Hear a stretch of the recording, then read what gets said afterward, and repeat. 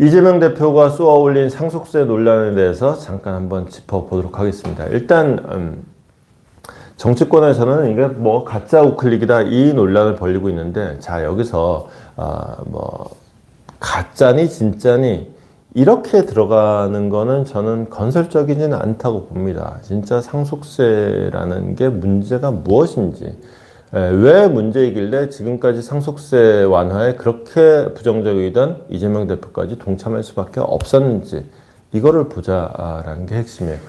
핵심은 이재명 대표가 한 얘기의 핵심은 이겁니다. 18억까지, 18억짜리 집까지는 상속세를 면제해주자라는 거예요.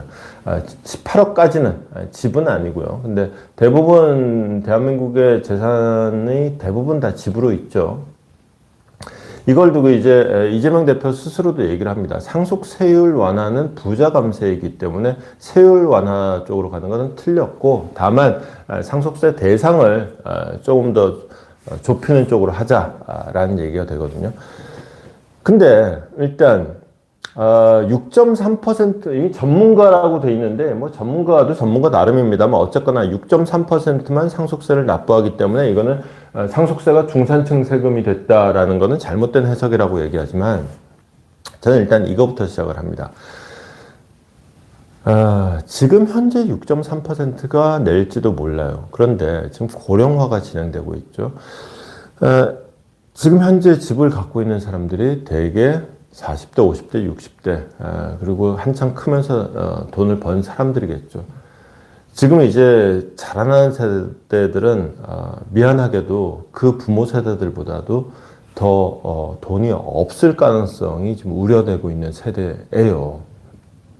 그러면 이제 이 사람들이 죽고 나면은 그 애들이 상속세를 내야 되는데, 지금 이미 지금 부가 다 몰려있는 세대들이 이제 죽고 있잖아요. 이거를 언제까지, 지금 6.3%다? 어린 반푼어치예요. 이거를 쉽게 이렇게 보면은 답이 안 나요. 이렇게 보지 말고 어떻게 봐야 되느냐.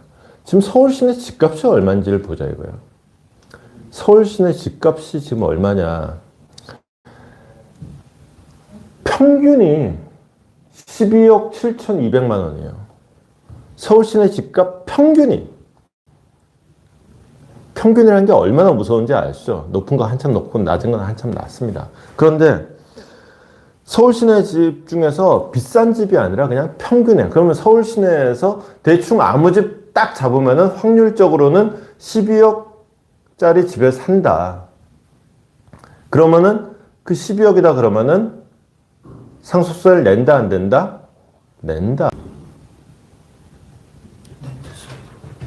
잠시 라이브가 멈췄던 것 같네요. 죄송합니다. 자, 서울 시내 집값이 12억이다. 12억 7천이다. 그러면은 서울 시내 평균적인 집 한 채 아무나 들어가서 이 집은 상속세 대상입니까? 아닙니까? 상속세 대상이다. 왜냐? 지금 현재 상속세 대상은 10억짜리 집 한 채 갖고 있으면 무조건 상속세 내게 돼 있어요. 물론 사람이 많으면 좀 달라질 수는 있습니다만 어쨌거나 평균적으로 일괄공제 5억, 배우자 공제 5억, 그래서 10억까지만 면세, 그 위로는 상속세 내는 거예요. 10억 넘으면 무조건 다 상속세 내게 돼 있어요. 평균 집값이 12억이다.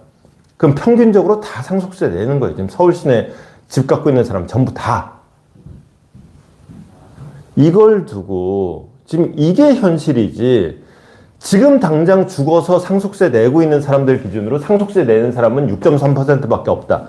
이걸 전문가라는 자가 이런 얘기를 하고 있다. 이거는 통계를 갖고 장난치는 거죠. 지금 당장 죽는 사람은 상속세를 그렇게 낼 수 있겠지. 근데 진짜 진실은 이거죠. 서울 시내 아파트 갖고 있으면 무조건 상속세 낸다. 서울 시내 아파트 갖고 있는 사람이 전부 다 부자입니까? 서울 시내 아파트 갖고 있는 사람이 무슨 죄인들이에요?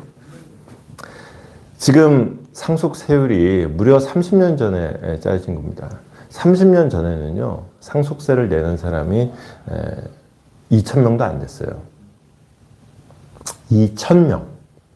그러니까 그때는 진짜 상속세를 냈어? 우와, 니네 집 부자구나 이거였어요. 근데 지금은 2만 명이 상속세를 냅니다. 그리고 앞으로는 말했죠? 서울 시내 집 갖고 있는 사람 다 상속세 대상이라고. 얼마나 더 늘어날지 알 수가 없어요. 이걸 언제까지 상속세는 중산층 세금이 아니고 또 상속세 깎아달라는 것은 부자감세라는 말로 부정할 수 있을 것이냐라는 것이죠. 거기다가 이제 이재명 대표가 그래서 얘기를 한 거예요. 그래서 집값 평균이 12억이니까 한 18억까지는 상속세 내지 않도록 하자. 18억 정도 되면 좀 솔직히 그 방안대로 하면은 나름 합리적인 것 같아요. 지금 뭐 서울 시내 집값이 그거보다 더 높은 집들도 많긴 합니다만은 이재명 대표가 생각하는 집값 수준이라고 생각했을 땐 뭐 18억 정도면은 뭐 이재명 대표가 내놓을 수 있는 방안 선 정도라고 생각해요. 뭐 정확히 좋은 선이 어디냐? 그건 또 다른 논란의 여지고 이재명 대표 입장에서는 18억 정도 내놨으면은 지금 10억에서는 8억 정도 선을 올린 거예요. 그 정도면은 저는 뭐 나름 합리적일 수 있다고 봅니다. 근데 문제는 뭐냐? 상속세율에 대한 문제도 있는 거예요. 상속세율이 우리 같은 경우에는 최고 50%거든요. 이러면은 세계에서 두 번째로 높다. 제일 높은 나라는 일본이에요. 일본은 55%예요. 근데 세계에서 두 번째로 높고, 다만 이런 게 있어요. 미국 같은 경우도 상속세율이 높거든요. 40%예요. 근데 그 다음에 또 달라요. 우리는 지금 10억만 넘게 있으면 상속세를 내야 되잖아요. 미국 같은 경우에는 그게 기준이 얼마냐? 187억이 있어야 돼요. 1,300만 달러가 있어야지 상속세 대상이 됩니다. 187억 정도 있으면 그건 진짜 부자 맞지 않나요? 그 정도 되면 뭐 부자 아니라고 하면 그거 좀 그렇죠. 정말 정주영 회장은 나는 그냥 돈 많은 노동자다라고 얘기했지만 어쨌거나 그 앞에 돈 되게 많은 들어가잖아요. 노동자야 뭐 월급쟁이도 노동자지 뭐. 노동자일 수는 있으나 어쨌거나 부자인 건 맞겠죠. 그 정도 되면 뭐 상속세 낼 수도 있지라고 하는데 문제는 또 있어요.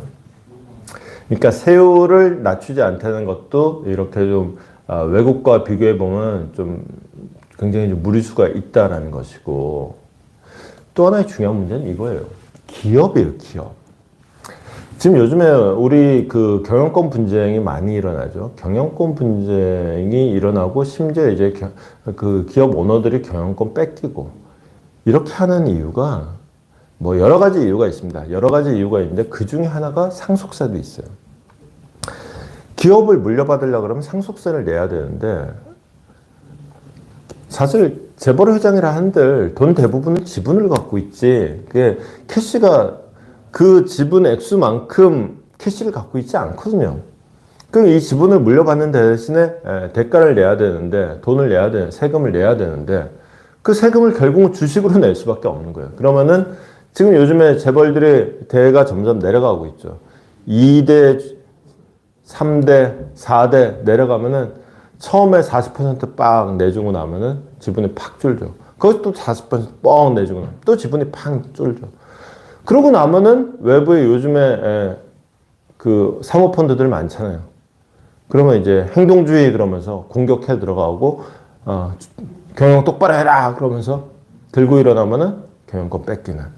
그래서 멀쩡한 회사도 그렇게 공격받고 나면은 경영권 방어하느라고 돈 갖다 끌어쓰고 그러다가 기업 망가지고. 이게 지금 나오는 현상이란 말이지. 이거를 어떻게 할 것이냐에 대한 고민은 또 일절 없이.